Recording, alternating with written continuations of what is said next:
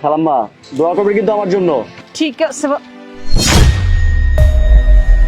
মুন্না বাজান তুই রাজু দেখ আমগো মুন্না গরিব দুঃখীর ইফতার বিলাইতেছে। এই আপনাদের কোনো কাজ কাম নেই? আমার পাশে আমার ওয়াইফ আছে, আমার ওয়াইফ যদি জানতে পারে যে তুমি আমার মা, তুমি আমার ভাই, আমার সংসার টিকবে? মানে এখানে আসছো আমার সংসার ভাঙার জন্য, তাই তো? আমি বুঝতে পারছি। ভালো মতো বলতেছি, এখান থেকে যাও। তোমার মাকে তুমি এখান থেকে এই মুহূর্তে যাও। স্যার আসলে আমার মা মূর্খ সুর্খ মানুষ তো, আপনারে তার পোলা মনে করছে, আপনি কিছু মনে করেন না। ইফতারি রাখো মা, ইফতারি আমাকে লাগবো না, চলো। মামা মিরপুর যাবেন? হ জামু, ওইটা বহেন, ভাড়া কত নিবেন? যেটা ন্যায্য ভাড়া এটাই আপনি আমারে দিয়েন। মামা আপনাকে তো দেখে মনে হচ্ছে অনেক ক্লান্ত, মুখটাও বেশ শুকনা শুকনা। আপনি কি আমাকে ইফতারের আগে পৌঁছে দিয়ে আসতে পারবেন? পারুম ম্যাডাম পারুম। আসলে হয়েছে কি ম্যাডাম, ভোরবেলা ঠিক মতো চেয়ারে খাইতে পারি নাই, কালকে কামাই করতে পারি নাই তো, তাই ঘরে বাজার নিয়ে আইতে পারি নাই, ওই পানি খাই রোজা রয়েছি। তাছাড়া আজকে রোদটা অনেক কড়া, এই জন্য একটু কষ্ট হইতাছে। আমি আপনার ঠিক মতো বাসায় পৌঁছে দিতে পারবো। ও বুঝতে পেরেছি, কিন্তু মামা আপনি যদি এই অবস্থায় রিক্সা চালিয়ে যান, মানে আমাকে না হয় ঠিকঠাকভাবে পৌঁছে দিবেন ইফতারির আগে, কিন্তু আপনি ইফতারি কখন করবেন? আর হাতে তো বেশি সময়ও নেই। আমি তো ম্যাডাম বাসায় যাই ইফতার করি না, ওই ইফতারের সময় হলে এক বোতল পানি কিনা রাস্তার মধ্যে ইফতারটা সারালুম, এটাই বাজিব আমার। কি বললেন? বাসায় যাবেন না কেন? আপনার বাসায় কি কেউ নেই? আপনি কেন বাইরে ইফতার করবেন? আছে, মা আছে। ও আচ্ছা, মা আছে, আর কেউ নেই বাসায়? ম্যাডাম আমার একটা সাজানো সংসার আছে, বাবা মারা যাওয়ার পর ওই সংসারের হালটা আমিই ধরি। আমার একটা ছোট ভাইও আছে, আমি এই রিক্সা চালায়া ছোট ভাইটারে পড়ালেখা করাইছি। চিন্তা করছিলাম ছোট ভাইটা মানুষের মতো মানুষ হইব, বড় চাকরি করব, সংসারের হালটা ধরবো, আমার একটু সহযোগিতা করব, আমার আর রিক্সা চালাইতে হইব না। কিন্তু ম্যাডাম জানেন, বাইরে পড়ালেখা করাইলাম, ভালো একটা চাকরিও পাইলো, ওই চাকরির সুবাদে শহরেই থাকে। শুনছি এখানে নাকি একটা বিয়া করছে, বিয়াটা করার পর মেলা পরিবর্তন হয়ে গেছে ভাইরা, আমরা আর খোঁজ খবর লয় না। আমরা কি সুখে আছি, কি খাইতে আছি, কি পড়তে আছি, কই থাকতেছি, কোনো খোঁজ খবর লয় না। মা কেমন আছে, ভাইরা কেমন আছে, কিছু দেখে। তারপর একদিন শুনি যে বাপের যত সয় সম্পত্তি আছে সব নিজের নামে করে নিছে। যাক, ছোট ভাই তো আমারই তো ভাই, ও সুখে থাকুক, ও ভালো থাকুক, আমি আল্লাহর কাছে এই দোয়াই করি ম্যাডাম। কিন্তু আমি যে রিক্সাওয়ালা, আজও সেই রিক্সাওয়ালাই রয়ে গেলাম। জানেন ম্যাডাম, আমি এত কষ্ট করতাম না, আমি রিক্সাও চালাইতাম না, খালি মাডা বাইসে আছে তো, এই জন্যই আমি এত কষ্ট করি ম্যাডাম। আমি যদি একা থাকতাম, বিশ্বাস করেন আমি এত কষ্ট করতাম না, যে কোনো ভাবে আমার দিন চলে যেত ম্যাডাম। ভাইয়া আপনাকে দেখে না আমি সত্যি অনেক অবাক হলাম, যে ছোট ভাই এমন একটা কাজ করলো, মানে বড় ভাইকে না দেখে এভাবে চলে গেল, এই সময় নিজের সুখ দেখে অন্য জায়গায় চলে গেল, নিজের মা নিজের বড় ভাইয়ের কথা ভাবলো না। আর আপনি কিনা সেই ছোট ভাইয়ের জন্য এখনো দোয়া করতেছেন, এখনো এটা বলতেছেন আল্লাহর কাছে যে ভাইটা যেন ভালো থাকে। আসলে ভাইয়া আপনার বড় ভাইরা না বাবার সমতুল্য। বাবা যেমন সন্তানের জন্য মৃত্যুর আগ পর্যন্ত আল্লাহর কাছে দোয়া করে যায় যে আমার সন্তানটা যেন ভালো থাকে, আপনাকে দেখে না তাই মনে হলো। আপনার এত কষ্টের দিন, এত কষ্ট করতেছেন, তবু কিনা আপনি ছোট ভাইটার উপর একটু নারাজ না, বরং আল্লাহর কাছে এই দোয়া করেন যে আল্লাহ যেন আপনার ছোট ভাইটাকে আরো ভালো রাখে। ম্যাডাম আমার দুঃখের কথা আপনি শুনে কি করবেন, উঠা বসেন, আপনার বাসায় পৌঁছায় দিই, ইফতারেরও টাইম হয়ে গেছে, চলুন।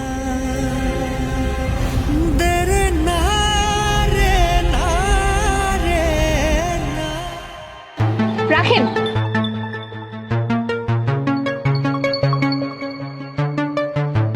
কি ব্যাপার, তোমাকে কতক্ষণ যাবত আমি কল দিচ্ছি, মোবাইল বন্ধ কেন? ও সরি, ফোনটা না ব্যাগের মধ্যে ছিল, আমি না দেখি নাই। আচ্ছা ঠিক আছে, এখন চলো, ইফতারের সময় হয়ে যাবে, চলো। আর শুনো না, এই ভাইয়াটাকে দেখো। আরে এ তো দেখছি আমার ভাই মুন্না, তার মানে এই মেয়েটাই ওর বউ। তুমি জানো এই ভাইয়াটার জীবনে না অনেক কষ্ট, বুঝছো? এই ভাইটা তো ছোট ভাইকে অনেক কষ্টে লালন পালন করছে, লালন পালন করে অনেক বড় করছে, পড়াশোনা করেছে, মানুষের মতো মানুষ করছে। তারপর যখন চাকরি পেয়েছে শহরে চলে গেছে, আর শহরে গিয়ে নাকি একটা মেয়েকে বিয়ে করছে। এরপর থেকে এই যে ভাই আর তার মাকে দেখাশোনাই করে না, খোঁজ পর্যন্ত নেয় না। তুমি জাস্ট ভাবো, এমনও ভাই এই দুনিয়াতে হয়? আমার তো ভেবেই কেমন লাগছে, না জানি কোন কুলাঙ্গার সন্তান এরকম, যে কিনা বাবা সমতুল্য ভাইয়ের খোঁজ খবর নেয় না। আচ্ছা শোনো না, তুমি এক কাজ করো, এই ভাইকে তুমি কিছু টাকা দিয়ে দাও। এখন যেহেতু রোজার মাস আর ভাইটার অনেক কষ্ট, কিছু টাকা দিলে তার জন্য ভালো হবে। হ্যাঁ, আমি কিছু টাকা দিয়ে দিচ্ছি। নিন, টাকাটা রাখেন। না না, এই টাকা আমি নিতে পারব না। আমার আল্লাহ শরীর সুস্থ রাখছে, আমি রিক্সা চালায় খাইতে পারি। আপনাকে টাকা আমার দরকার নেই। ভাইয়া, এটা কেমন ধরনের কথা? আমার হাজবেন্ড আপনাকে টাকা দিতে চাইলো, তাও 2000 টাকা, আর আপনি কিনা নিবেন না, বারণ করে দিলেন। দেখেন, আপনার স্বামীর টাকা আমার লাগবো না। দরকার হয় আমি একদিন দুই দিন না খেয়ে থাকবো, তারপর আমি এই টাকা নিতে পারব না। আর এই টাকা নিয়ে যদি আমি আমার মায়ের খাওয়ান কিনা খাওয়াই, আমার মায়ের জায়গায় বিষ খেয়ে মরে যাবো, তাও এই খাওয়ান খাইবো না। আপনারা ভালো থাকেন, এই টাকা আমার লাগবো না, আমি আসি। আশ্চর্য ব্যাপার তো, ওনাকে 2000 টাকা দিতে চাইলো আর উনি 2000 টাকা নিল না। আর বইলো না, আজকালকার রিক্সাওয়ালাদের মুড চেঞ্জ হয় সেকেন্ড হেজের, কে জানে। কি ব্যাপার? মুন্না এই ভাইয়াটাকে এতগুলো টাকা দিতে চাইলো, টাকাগুলো নিল না, আর এইভাবে কান্নাকাটি করলো। বিষয়টা আমার কেমন জানি লাগলো। না না, বিষয়টা আমাকে দেখতেই হবে। কি ভাবতেছো? আর ইফতারের সময় না, চলো এখান থেকে। চলো।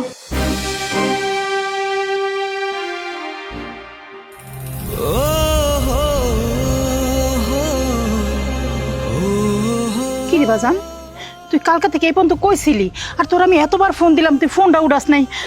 আর তোর কি হয়েছে বাবা, তোর মুখের এই অবস্থা কে? জানো মা, আমগো মুন্নার লগে দেখা হয়েছিল। কি কস বাজান? আমার কথা কিছু জিগাইলো? কেমন হয়েছে মুন্না? ভালো আছে তো? অনেক ভালো আছে মা।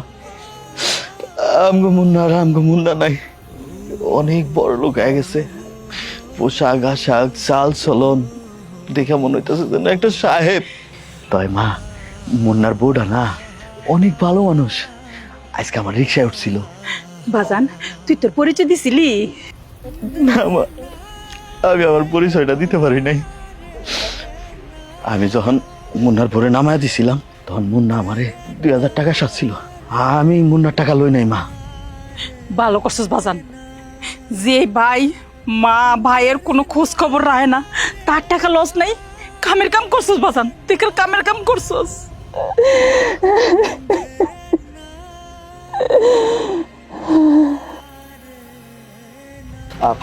খালাম্মা, দোয়া করবে কিন্তু আমার জন্য। ঠিক আছে মুন্না। বাজান তুই? রাজু দেখ, আমগো মুন্না গরিব দুঃখীর ইফতার বিলাইতেছে। এই, আপনাদের কোনো কাজ কাম নেই? আমার পাশে আমার ওয়াইফ আছে। আমার ওয়াইফ যদি জানতে পারে যে তুমি আমার মা, তুমি আমার ভাই, আমার সংসার টিকবে? মানে এখানে আসছো আমার সংসার ভাঙার জন্য, তাই তো? আমি বুঝতে পারছি, ভালো মতো বলতেছি, এখান থেকে যাও। তোমার মাকে নিয়ে তুমি এখান থেকে এই মুহূর্তে যাও। মা, তোমার কি মাথা মুথা নষ্ট হয়েছে নাকি? কি কইতাছো তুমি? এই সাহেব তোমার পোলা হইতে যাইব কে? তুমি না কইছো মা আমি তোমার একমাত্র পোলা, তাহলে এই সাহেবরে তুমি পোলা কইতাছো কে? স্যার, আসলে আমার মা মূর্খ সুরখ মানুষ তো, আপনারে তার পোলা মনে করছে। আপনি কিছু মনে করেন না। ইফতারি রাখো মা, ইফতারি আমাকে লাগবো না, চলো। দাঁড়ান, কি ব্যাপার? আপনারা ইফতারি নিচ্ছেন না কেন? আমার হাজবেন্ড সবাইকে ইফতারি দিচ্ছে আর আপনারা নিচ্ছেন না। আর ভাইয়া, আপনি আপনার মাকে নিয়ে কেন চলে যাচ্ছেন? ম্যাডাম, আপনার স্বামীর ইফতারি আমগো লাগবো না, ইফতারি আমগো পেটে সইব না ম্যাডাম, চলো মা। কি ব্যাপার? ইফতারি নিল না, চলে গেল। বিষয়টা তো আমাকে দেখতে হবে, এমনি এমনি যেতে দেওয়া যাবে না। শোনো না, তুমি এক কাজ করো, ইফতারি দেওয়া শেষ করো, আমি একটু আসতেছি। দাঁড়ান, আপনার একটা কথা বলুন তো, সত্যি আমার হাজবেন্ড মুন্না, আপনারা কি ওকে চিনেন? না মা, আপনার স্বামীরা আমরা চিনি না, আর আপনার স্বামীর সাথে আমাকে কোনো সম্পর্ক নাই। ম্যাডাম, আপনারা তো কইছি আমগো খাওয়ান লাগবো না, এর বড় কেন আমগো পিছে পিছে আইতে আছেন কোন তো? যদি নাই চিনেন তাহলে ভাইয়া, আপনি ওই দিন টাকা না নিয়ে কেন গেলেন? আপনাকে 2000 টাকা দিছিল, বাট আপনি টাকাটা নিলেন না। আর আজকে আজকে ইফতারিটা পর্যন্ত নিলেন না, আপনার মাকে ওখান থেকে টান দিয়ে নিয়ে আসলেন। সত্যি করে বলুন আপনারা কি সত্যি আমার হাজবেন্ড মুন্নাকে চিনেন না? ভাইয়া, আমার তো মনে হচ্ছে মুন্নাই আপনার সেই ভাই, তাই না? হ, ওই মুন্নাই আমার ভাই, আপনার স্বামী, ওনার ছেলে। কিন্তু ওই মুন্না যদি আমগরে পরিচয় না দেয়, তাহলে আমরা কেন ওর পরিচয় দেবো?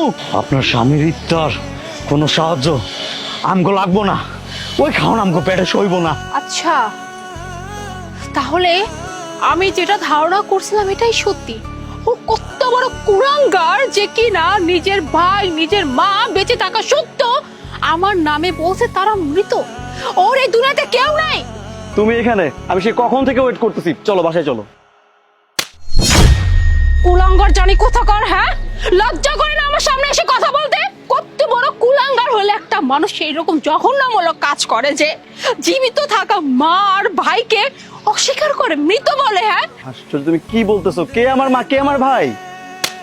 মুন্না, এখনো কিন্তু সময় আছে, এখনো সময় আছে। তুমি এখনই তোমার এই ভাই আর তোমার এই মার সামনে মাথা নত করে ক্ষমা চাও। যদি তারা ক্ষমা করে না, তবেই কিন্তু আমি তোমাকে ক্ষমা করবো। আদারওয়াইজ বিশ্বাস করো, আমি কিন্তু তোমার সাথে কোনো প্রকার সম্পর্ক রাখবো না। হ্যাঁ মোনা, আমার মা, আমার ভাই শহরে এসে যখন তোমাকে বিয়ে করলাম, আমি ভাবছিলাম যে আমি যদি তোমাকে বলি যে আমার মা গ্রামে থাকে, আমার ভাই দিনমজুর রিক্সা চালায়, তুমি হয়তো বা আমাকে পরিচয় দিবা না বা আমাকে ছেড়ে চলে যাবে, সেই ভয়ে আর কি মাকে আর ভাইকে পরিচয় দিইনি। বিশ্বাস করে আমার অনেক ভালো লাগতেছে। আমি আমি এখনই ক্ষমা চাইবো। ভাইয়া, ভাইয়া অনেক বড় ভুল করে ফেলাইছি ভাই, আমার ক্ষমা করে দাও ভাই। উঠ ভাই উঠ। ভাই রে, তুই ছোট মানুষ, তুই তো অন্যায় করবি, আমি তোরা ক্ষমা করে দিছি। মা, তুমি মুন্নারে ক্ষমা করে দাও। মা, মুন্নারে তুমি ক্ষমা করে দাও। তুমি আর মনে কষ্ট রাখো না মা, ও যেহেতু নিজে থেকে ওর ভুল বুঝতে পারছে, তুমি আর মাফ করে দাও। বাজান, তুই যেহেতু ক্ষমা করে দিছস, আমি কি ওরে ক্ষমা করে না দিয়ে পারি কো? আমি ক্ষমা করে দিছি, আমার কোনো দুঃখ নাই বাবা, কোনো দুঃখ নাই। বাজান, তোর কাছে আমি কিচ্ছু চাই না, শুধু তুই আমার আর তোর বাইরে মা বলে আর ভাই বলে পরিচয় দিস, এতে আমরা খুশি বাবা। পরিচয় দিব মানে কি কইতাছো? আজকে থেকে তোমরা দুজন আমগো লগে থাকবা। চলো চলো ভাইজান।